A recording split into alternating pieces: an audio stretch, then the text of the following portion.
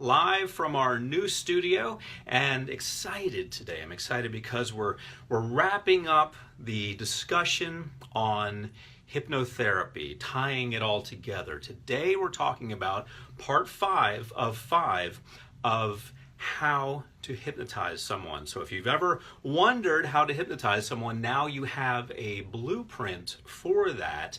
Remember, the first part was the induction, then the deepening, then the script, then amnesia, and today we're going to talk about trance termination. So going to give everyone a moment to join us and check in. Hello, Letitia. Hello, Brenda.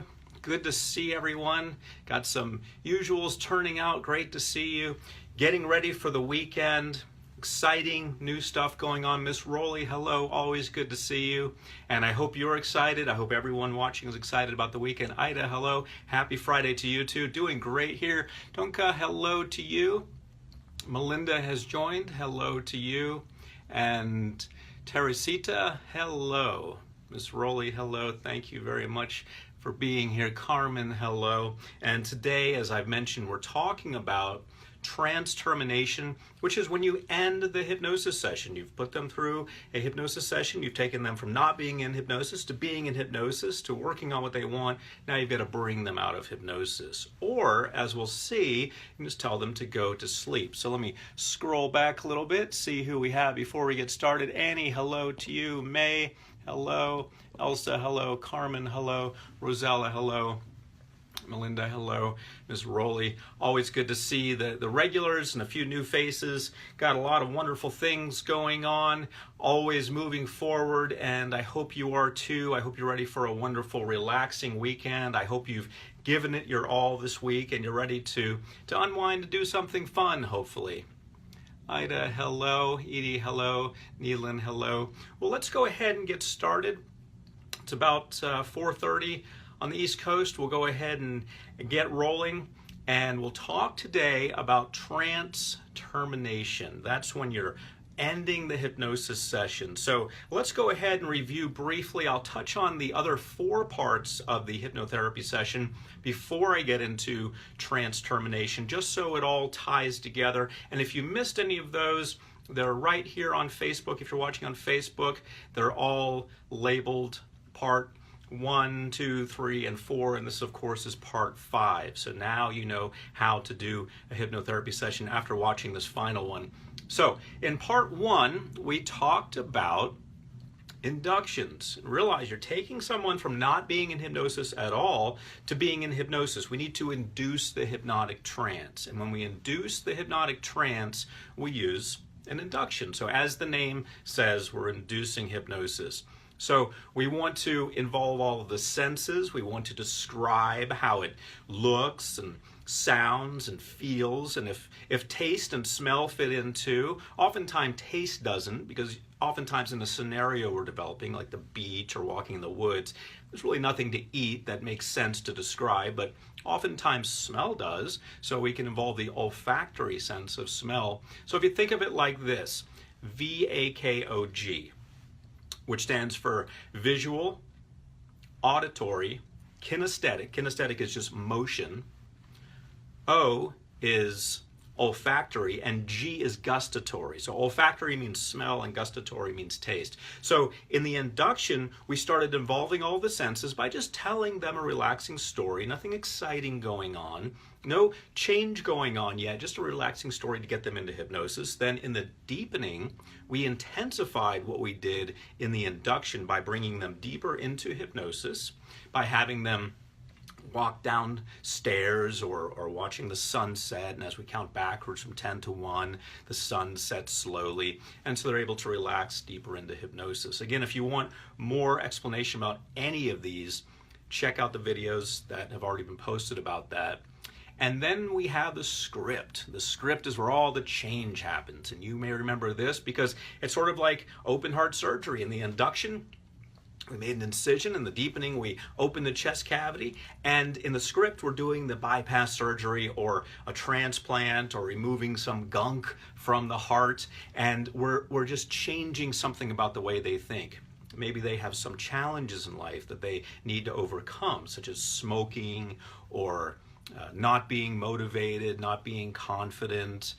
Maybe they are having challenges focusing in school. You know, we can have a student focusing in school and having challenges. So the script is where we are working on that. We are working on making that change. And Anki, I see your comment there today. I understand. Good. So that means I'm speaking more slowly. I tend to get so excited, especially with all the wonderful knowledge that I'm imparting. I tend to get very, very excited about what I'm doing. So sometimes I talk a little fast for people who are not native English speakers, rather. So we have the script. The script is the part where the action happens. And that's what separates a hypnotherapy session where we have some change going on, separates it from hypnosis. I mean, if you just do the induction and deepening and then amnesia and trance termination without the script in the middle, then you're just doing hypnosis. You're just hypnotizing them, which is nice and relaxing, but you haven't really benefited them as much as you could. So the script is very topic specific. Stop smoking, start being confident, start being motivated, get the inspiration to move somewhere, do whatever you have to do, or stop doing things that you've been doing that are actually negative. So many people get caught up in negative activities and they need to stop those. So the script is where we do that. And then after that, the fourth part of the hypnotherapy session was the amnesia section. Amnesia. And why would we have them forget everything we've done? We've taken all this time to relax them into hypnosis and deepen that and then give them positive messages for change. Why do we want them to forget all of that? Well, we don't want them to consciously analyze what we've said. We don't want them to consciously undo it. We don't want them thinking, hey, I know you said I'm going to be more confident, but I don't know. Or I know you said I'm going to lose weight, but I just love chocolate cake. And we don't want them thinking those thoughts and analyzing what we've done at the subconscious level. So amnesia is an attempt to scramble the conscious memory of what we've done subconsciously. Remember, I gave the example of the person in the office. That's you. So you're in an office, this represents you, and then there's a wall between you existing in the conscious mind while you're awake and the subconscious mind in your everyday life. So you're over here on the conscious side of your mind, subconscious is over here, and you have a secretary. And if you want to remember something, like what happened during the hypnotherapy session, you tell the secretary, you ask him to get the file of that memory, and he goes and looks for the file of the confidence building hypnosis session or the weight loss hypnosis session. He looks for it. It's still there. We haven't destroyed the memory. Remember, I gave the example of Eternal Sunshine of the Spotless Mind, starring Jim Carrey, where they actually, through physical means, destroyed certain parts of the brain and thereby not allowing the person to remember certain things. And of course, in the movie, I won't spoil it for you, but in the movie, it doesn't quite work out too well because of the complexity of the brain and because of different neural pathways being formed. A fantasy movie, fiction, however, it's based on what realistically could potentially happen. It could actually happen if the brain were much simpler than that. But the brain has neural connections it makes, so memories are actually stored in different parts of the brain. Okay, so what we do in amnesia is we're scrambling. Here you are, here's the wall, here you are in your regular awakening life. You've come out of hypnosis and you're thinking, what was in that hypnosis session? Here's a wall between your conscious mind, where you are when you're wide awake, and your subconscious mind. Now in your subconscious mind, that's where the memory is stored in a file cabinet, the memory of that hypnosis session in this example, and you've told the secretary to get that file. The file's not gone, it's not destroyed like in the movie that I was talking about. It is simply that the secretary has difficulty finding it. He's somewhat confused. So that's what we're doing in amnesia. Then in trance termination, we're just bringing them out of hypnosis. Trance termination is very, very simple. It's very, very straightforward. So amnesia is very simple and straightforward, just having them forget the session, or hopefully to a large degree. They don't always forget it. Sometimes they don't forget at all. And most of the time it's just kind of scrambled. And that's good enough because we made an attempt. And sometimes they will forget the session without us even using amnesia because they go so deeply. They go into the lower states, theta or delta. The lightest state of hypnosis is alpha. Full awakening consciousness is here, beta. Then we have alpha, which is the lightest state of hypnosis, where you can be aware of what's going on. You can be in alpha when you're driving a car or reading a book or watching TV. Anytime you're doing something that really doesn't require a lot of your attention, your cognitive attention, especially when you're doing something by rote. So if you read a lot, you may go into alpha. When you read, riding a bike, you may go into alpha. You can still be aware. Driving home, if you go home the same way every day, you can go into alpha. You can still be aware. It's safe to drive like that, but your brain powers down a little bit, and that defines the lightest state of hypnosis, when your brain is powered down. So if you go deeper into that, to theta or delta, you might forget the hypnosis session anyway, even if amnesia is not used. But we use it as a safeguard because we want to help the patient as much as possible. Then we have, at the end, trance termination, which brings us to today's topic. Now, trance termination, as I said, is very straightforward. It doesn't really require a lot of time to discuss. That's why I'm thankful it's at the end, so we can recap and use our time doing that so you can see how it fits in. But trance termination itself is not very complicated. All we're doing in trance termination is bringing the person out of hypnosis. So we can count from 1 to 2 to 3, and we can say that when I reach the number 3, you'll be wide awake and completely out of hypnosis. Then we just start counting 1, 2, 3. Of course, we count a little bit more slowly than that. And I always like to say between 2 and 3, before the number 3, at the count of the next number. See, I've really loaded that up. I've really loaded up number 3. At the count of the next number, you'll be wide awake, completely out of hypnosis. That way it means something. It's sort of like, look at Independence Day or any other day or Christmas. You know, it's loaded up so much that it means something to us. When it finally gets here, when the 4th of July gets here for Americans, when Christmas gets here for those who celebrate Christmas, when Hanukkah gets here for those who celebrate Hanukkah, it means something. Those aren't just other days of the year. Those are special days that mean something. So I want to load up the number 3. So I say, when I'm at 2, at the count of the next number, you will be completely out of hypnosis. And then I say the number 3. So I'm loading it up and then I'm saying the number 3. So that's all that happens. So when they're in an office setting, I'm going to count from 1 to 3, and I'm going to tell them that as I'm counting, they're going to come out of hypnosis. When I reach that final number, they'll be completely out. Now, what if they're listening to a hypnosis recording? What if they're listening to a hypnosis recording such as the ones that I have available at the website, hypnosisbystevegjones.com? What if they're listening to that? Well, I suggest at the beginning of the recording, they're hour-long recordings, very high quality, by the way, and I suggest at the beginning of the recording to listen to it at night when you're in bed, when you're going to sleep.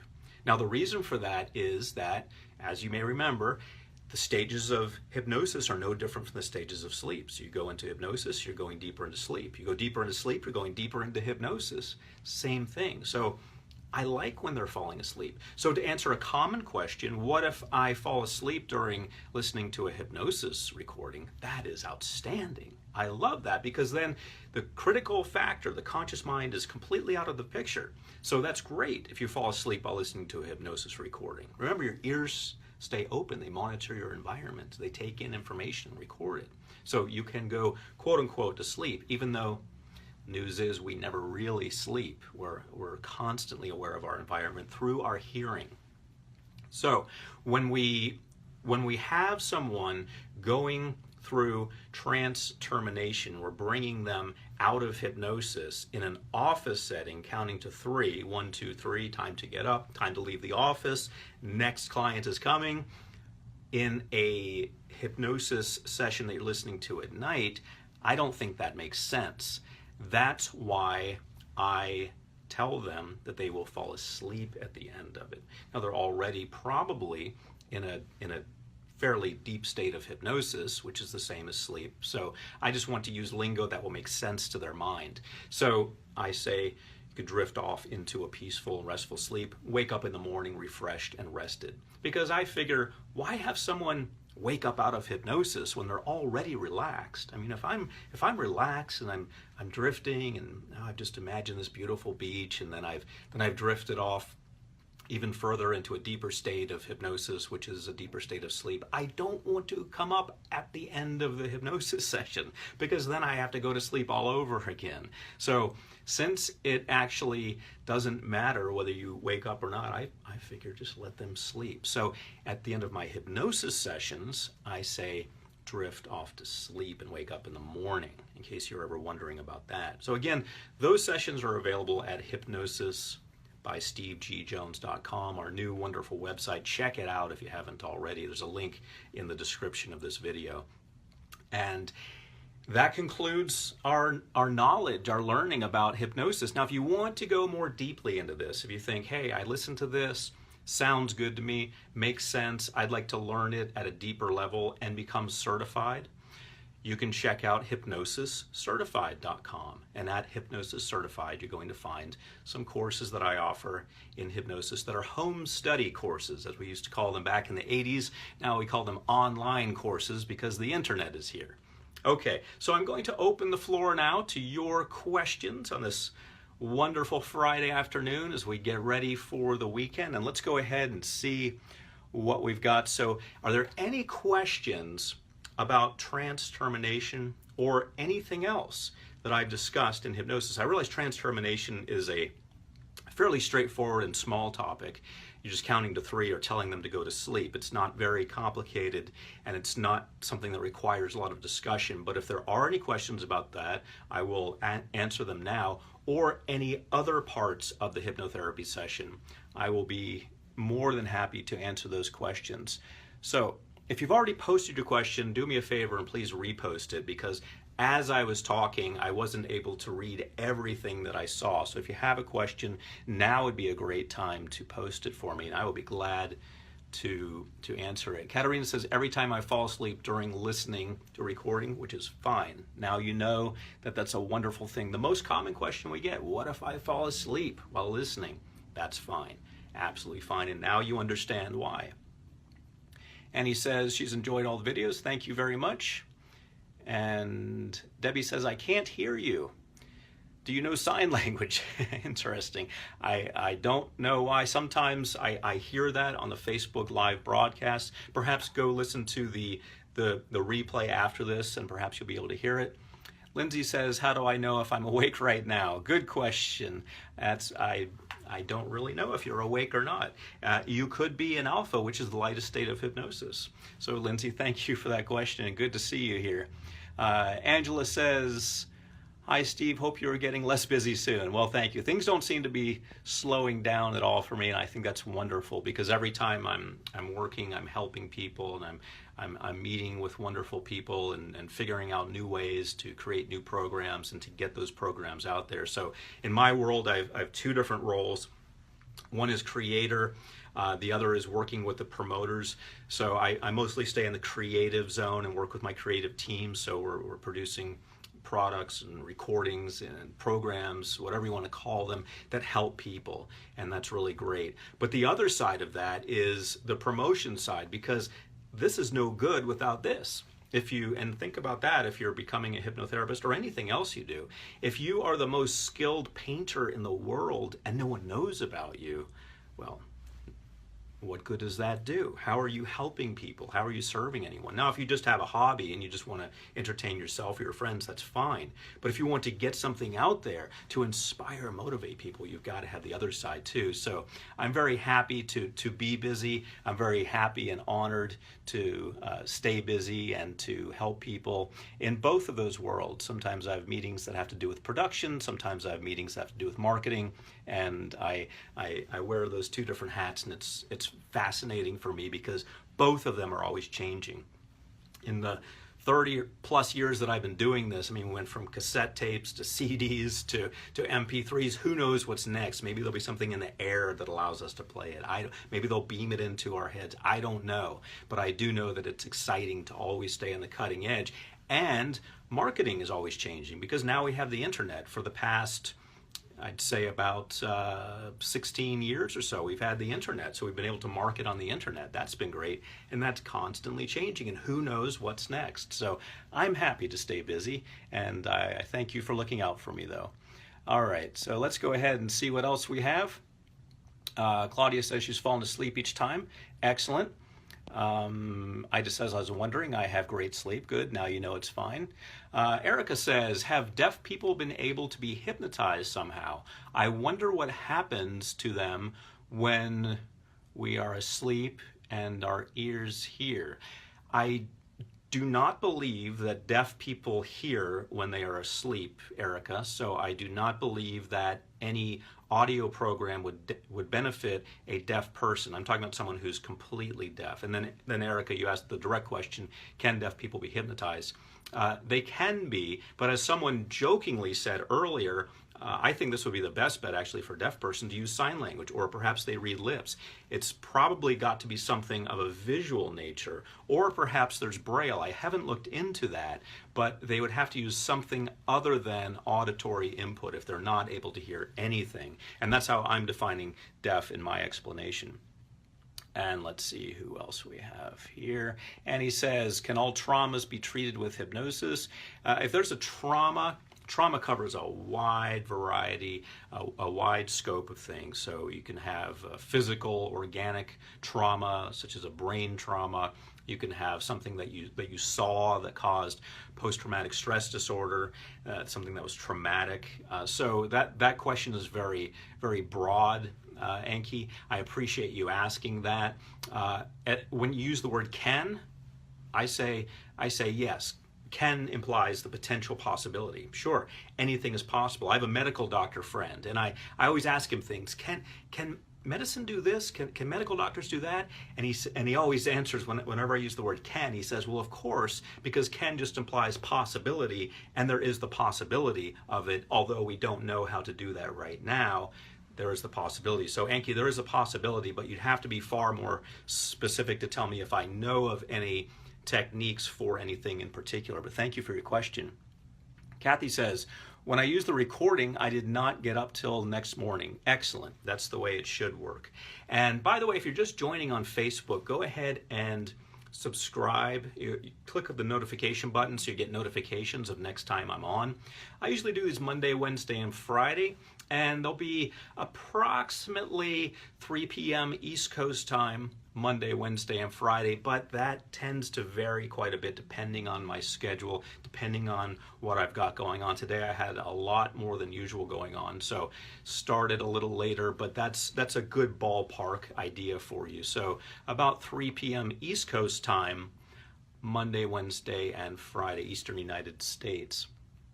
Okay, so let's scroll forward, see what else we've got. I got a few minutes left to take questions.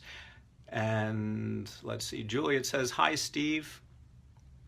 And hello to you, Juliet. Ewa says, hello, Dr. Steve, regards. Hello to you. Angela says, you're a valuable person. Thank you very much. Jeff says, have you read Richard Bach's Hypnotizing Marie? I've read a few Richard Bach books. I love his writings. I believe he's the one who's the pilot. I haven't read his writings in probably 15 or 20 years, but I believe he was a pilot. He's actually friends with, I believe, if I'm remembering correctly, my friend Tara Sutphin.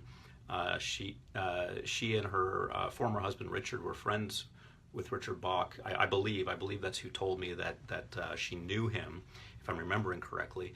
Tara is just an awesome person. If you haven't checked out Tara Sutphin's work, check it out. Or Richard Sutphin, a powerhouse. They used to be married, but now they're still working very productively in their own fields. But let me read on here. So have you read Richard Bach's Hypnotizing Marie? I have not. A true story of Mr. Bach helping a woman with no flying training. Okay, so he is the pilot, if I'm remembering correctly. Help her fly and land a small airplane. Maria said Mr. Bach hypnotized her. Any comments? I will say that Richard Bach lived up to his reputation that he has from the books I've read, which is he's a daredevil. If I'm understanding you correctly, in the book, he took someone who didn't know how to fly, he hypnotized them to know how to fly, and then said, here, fly, and they did. Richard Bach is a daredevil. I don't recommend that, and hopefully he said in his book, don't try this at home, or don't try this at all. That's interesting, but it doesn't surprise me knowing what I know from his daredevil stunts. I think he wrote the book One and a few other books I read. I read the book One and a few other books where he really talks interestingly about the subconscious mind and the way his subconscious mind interacts with his conscious mind. Very, very interesting writing. So I can certainly recommend the books of Richard Bach, but I do not recommend hypnotizing someone who doesn't know how to fly and saying, here, go ahead and fly. That's my comment, Jeff. Thanks for mentioning that.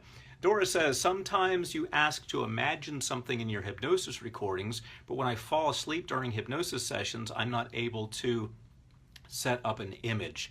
How does it affect the success? Okay, so there are a lot of suggestions in my hypnosis recordings. I don't want to limit this conversation to just my hypnosis recordings because there are a lot of hypnosis recordings out there and there are a lot of hypnotherapists around the world, a lot that I've trained and plenty of others. There have been hypnotherapists long before me, there'll be hypnotherapists long after me. And they have been doing this for years and they'll probably continue doing it, which is describing things and giving you a lot of information, giving you a lot of audio information that you can hear, a lot of visual information, having you see things, giving you a lot of kinesthetic information, feeling how it feels to walk on the beach, or feeling the temperature in a room when you're delivering a speech, for example. If you're overcoming fear of public speaking, for example, you'd want to imagine that, or overcoming fear of flying, you'd imagine being on the airplane. So there's a lot of stuff going on, Doris, and that's designed to capture every one of your senses. Because even if someone is primarily visual, which most people are, unless they're deaf, they can still hear and they relate to hearing. Or perhaps they were able to hear before and they could still relate to that. Or if they're blind, perhaps they were able to see before and they can relate to that. So we rarely, if ever, I've never done this, limit ourselves to just one, just talking about visual things or things you can hear or things you can feel. We canvas everything, we blanket everything. We cover as much ground as possible because we want to have the greatest chance of having success. So if you're not relating to one of the things in a hypnosis session, which as I understand your question is what you're talking about, you're talking about me asking you to imagine something in a hypnosis recording and you fall asleep and you're not able to set up an image, that's fine, because there's plenty of other information in there that will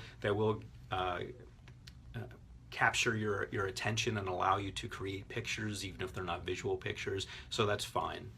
Let that concern go.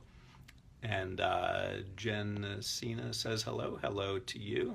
All right, new to group. Well, welcome, Jessinia. Jessinia, I want you to know you're new to the group, but I tend to butcher names, so I'm going to throw that disclaimer out there ahead of time. And Jessinia, if you haven't, or if anyone else hasn't, if you haven't already subscribed to get updates, I believe that link is up here if you're watching this on Facebook.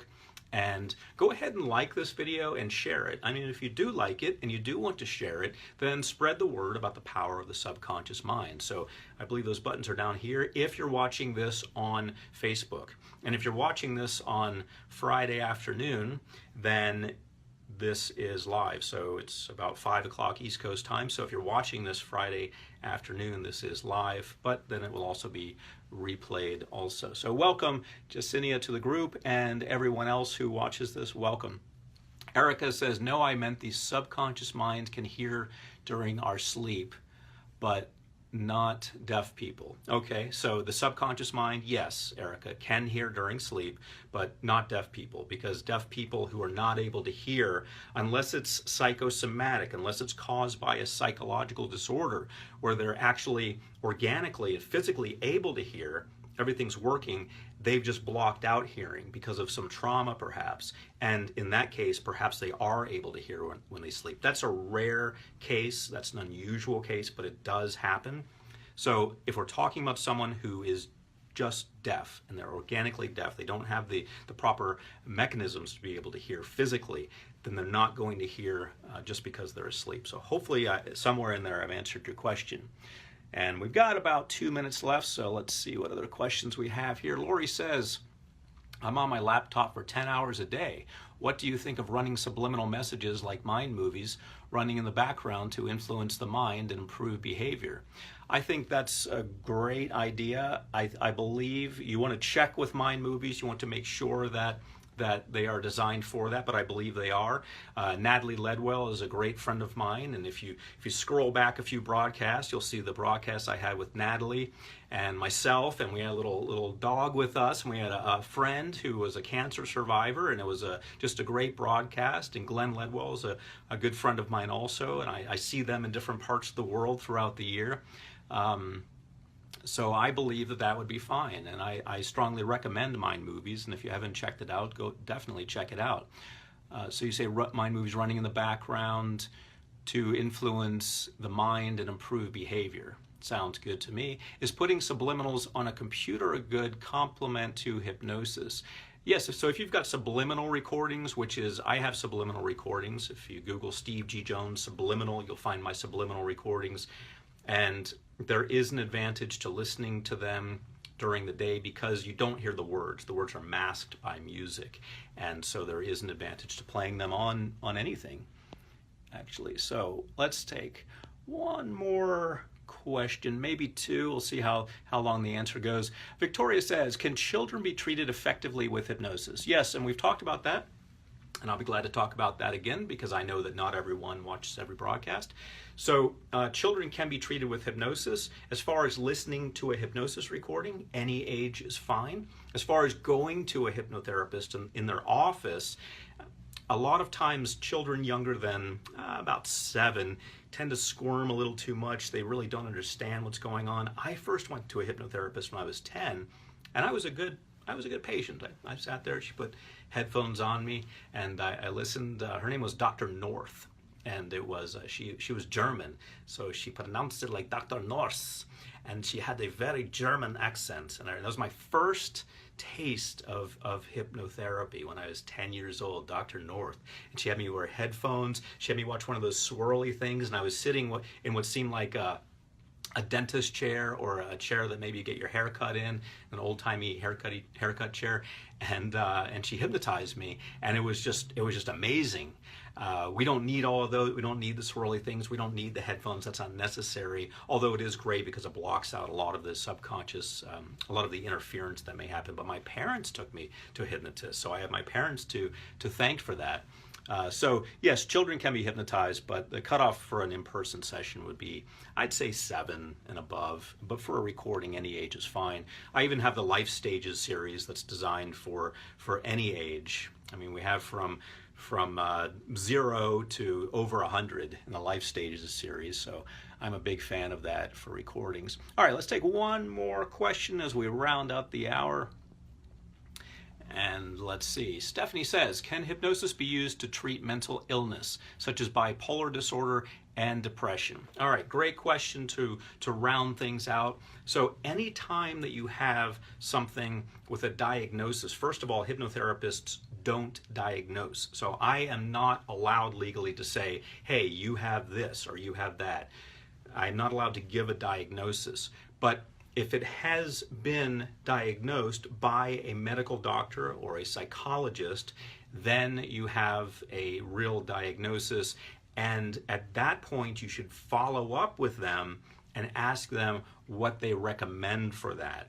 You don't just get a diagnosis and say, thank you, medical world, now I'm going to the world of hypnosis. That is not the way you do it. If you have a diagnosis, you should follow up with the medical world. They may recommend recordings for that. I do have recordings for sadness, as I call it, since depression is a diagnosis. I have recordings for sadness to take you from being sad to being happy. That's what it's designed to do, as can any affirmations. But as far as being treated for any kind of mental illness, bipolar, depression, any kind of mental illness, you want to talk to a medical doctor or a psychologist first, Stephanie, and everyone else.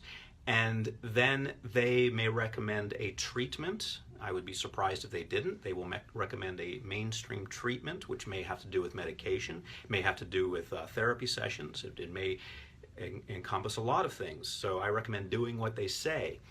And you should mention to them, hey, what about hypnosis? And they will probably say, why not? That's what most doctors say. Why not? Why not give that a shot in conjunction with that? But anytime we're talking about anything medical, you want to keep that in the medical realm and ask them and get their blessings, or go to a psychologist. All right, so that rounds out our time. Been on 35 minutes. Got some things I've got to take care of, a lot going on. Thank you everyone for being here. Thank you very much. This rounds out part 5 of 5 of how to hypnotize. So hopefully you've learned a lot. If you want to learn more, check out hypnosiscertified.com. If you've been through these videos or even just this one or a few and you think, hey, I'd like to do that professionally, or I'd like to learn more about that, check out the resource that I have for you, which is Hypnosis Certified.